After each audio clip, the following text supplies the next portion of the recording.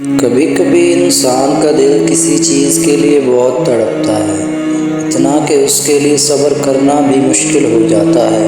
انسان ہر روز اس چیز کو حاصل کرنے کے لیے ہر اس لمحے دعا کرنے کی کوشش کرتا ہے جو لمحات دعا کے لیے افضل ہوتے ہیں، اور اس کی آنکھیں اپنی مانگی گئی دعا کے قبول ہونے کے انتظار میں ہر روز ادھر ادھر تکتی رہتی ہیں، اور یہ تو بھول ہی جاتی ہیں کہ اللہ تعالیٰ نے ہر چیز کو عطا کرنے کا ایک مخصوص اور بہترین وقت مقرر کر رکھا ہے۔ لیکن اللہ پاک جب ہماری من پسندیدہ چیزوں کو ہمارے مقدر میں لکھ دیتا ہے تو کچھ نشانیاں ضرور ظاہر کرتا ہے تاکہ میرے بندے یا میری بندی کو تسلی ہو جائے۔ ہمیں یاد رکھنا چاہیے کہ اگر ہمیں کسی چیز کو حاصل کرنے کی اتنی چاہت ہے تو اس چاہت کو کرنے والا دل کا مالک کون ہے؟ یہ چاہت بھی تو اسی رب نے دل میں ڈالی ہے تاکہ تم اس کے لیے دعا کر سکو، اور یاد رکھو دعا کا خیال آنا ہی سب سے بڑی نشانی ہے۔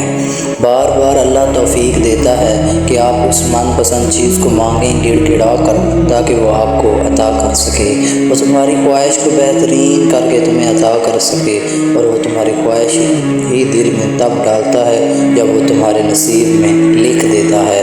دعا تو بس ہمارے لیے درجات بلند کرنے کا ایک ذریعہ ہے۔ تھوڑا سا انتظار باقی ہے، تمہاری چاہت کو اللہ کی چاہت بنانے کے لیے تھوڑی اور اطاعت باقی ہے۔ جس آزمائش کے لیے اللہ تعالیٰ نے تمہیں چنا ہے اس کا ابھی انعام باقی ہے۔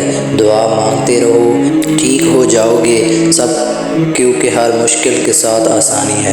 اللہ کی طرف سے کی گئی دیر میں کتنی خیر ہے یہ تمہیں تب سمجھ آئے گا جب تمہارے صبر کے اشبار سجدہ شکر کے سجدوں میں بدل جائیں گے، اور اس وقت تم کانپتے لبوں سے اس کے المجیب قبول کرنے والا ہونے کی گواہی دو گے، اور پھر یہ دل اس کی محبت سے پھٹنے لگے گا اور اپنی قسمت پر تمہیں رشک آئے گا۔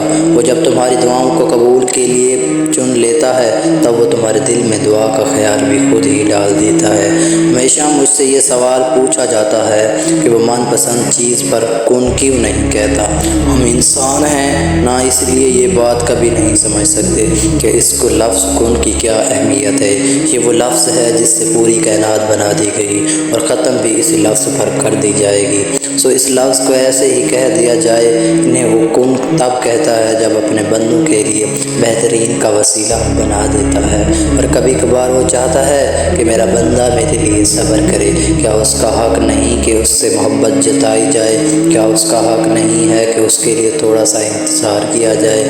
تو ہو ہی نہیں سکتا۔ جو خواہش تمہاری زبان پر رواں رہتی ہے وہ تمہیں نہ ملے، جانتے ہو وہ دعا کی توفیق دیتا ہی تب ہے جب اس نے کن کہنا ہو، ورنہ ہمارے آس پاس کتنے ہی ایسے لوگ ہیں جو دعا بھی نہیں مانگتے، صرف یہ سوچ کر کہ خدا نہیں سنتا۔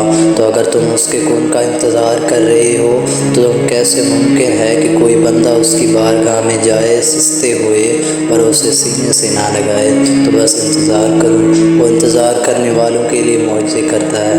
ہم جو سوچتے ہیں یا جو بھی خیال ہمارے دل میں آتا ہے اس کی بھی کوئی نہ کوئی وجہ ضرور آتی ہے۔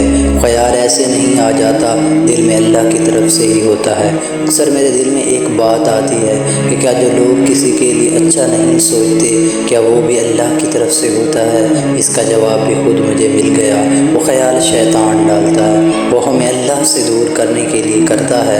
اللہ تو بس یہ دیکھتا ہے کہ اس کا بندہ یا بندی کیا شیطان کے وسوسوں میں آئے گا یا نہیں، اور ہم آ جاتے ہیں، ہم کر بیٹھتے ہیں جو وہ کروانا چاہتا ہے، مگر اللہ تو اللہ ہے نہ کیسے بھٹکنے دے گا اپنے بندوں کو۔ پھر ڈالتا ہے وہ خیال جس بندے دھیرے دھیرے اللہ کی طرف لپٹتا ہے۔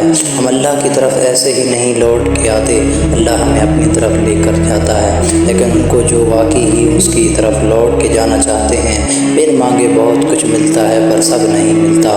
ہدایت بھی اسے ملتی ہے جس کو اس کی چاہت ہوتی ہے۔ تو جس چیز کی چاہت ہو وہ اللہ سے مانگتے رہا کرو۔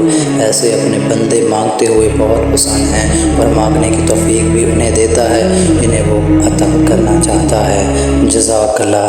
اگر آپ کو ہماری یہ ویڈیو اچھی لگی ہو تو ہمارے چینل کو سبسکرائب ضرور کیجیے گا۔